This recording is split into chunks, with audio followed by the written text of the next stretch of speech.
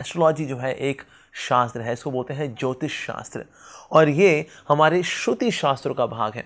हमारे शास्त्र दो प्रकार के हैं, एक है श्रुति शास्त्र और स्मृति शास्त्र, और इसमें जो श्रुति शास्त्र है उसमें आता है ये ज्योतिष शास्त्र। ये है क्या एक्चुअली एस्ट्रोलॉजी? एस्ट्रोलॉजी जो है it's a language to read out karma. जैसे कि अगर कोई चीज़ पढ़नी हो तो मुझे देवनागरी लिपि चाहिए, उसी तरह से कर्मों को पढ़ने के लिए भी एक लैंग्वेज चाहिए होती है, और उस लैंग्वेज को बोलते हैं ज्योतिष शास्त्र।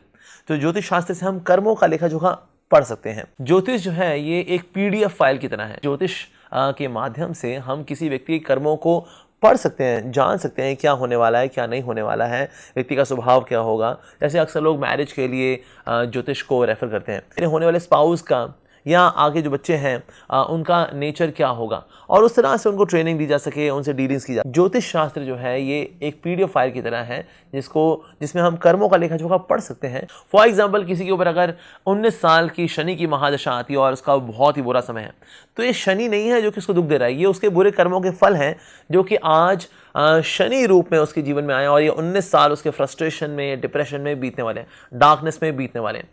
जैसे कि एस्ट्रोलॉजी में एक टर्म आती है गुरु चंडाल योग, यानी कि व्यक्ति का ना साधुओं में, वैष्णवों में, गुरुजनों में विश्वास नहीं होता, श्रद्धा नहीं आ पाती। ऐसा भला क्यों होता है? यानी कि इस व्यक्ति ने पिछले जन्म में या तो अपने गुरु को धोखा दिया कि गुरु ने बोला था 4 नियम का पालन करना, लेकिन ऐसे 4 नियम भर भर के तोड़े। गुरु ने कहा था कि तू 16 माला का जप करना, लेकिन इसने सब हरि नाम लेना सब छोड़ दिया, गुरु को धोखा दिया। गुरु के बल्कि पैसे थे वो जब्त किए और उनका अपने इंद्रिय तृप्ति में इस्तेमाल किया, गुरु को धोखा दिया। या फिर ऐसा गुरु था जिसने कि शिष्यों को धोखा दिया।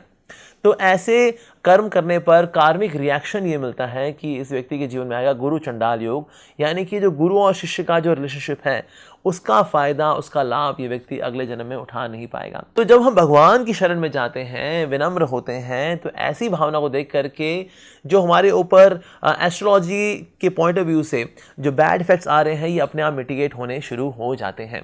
तो इसलिए जब कोई व्यक्ति भगवान की शरण में जिस प्रपोर्शन में आता चला जाएगा, एस्ट्रोलॉजी यानी कि कर्मों के प्रभाव उसके ऊपर उतने कम होने शुरू हो जाएंगे। It is second most powerful thing in the world.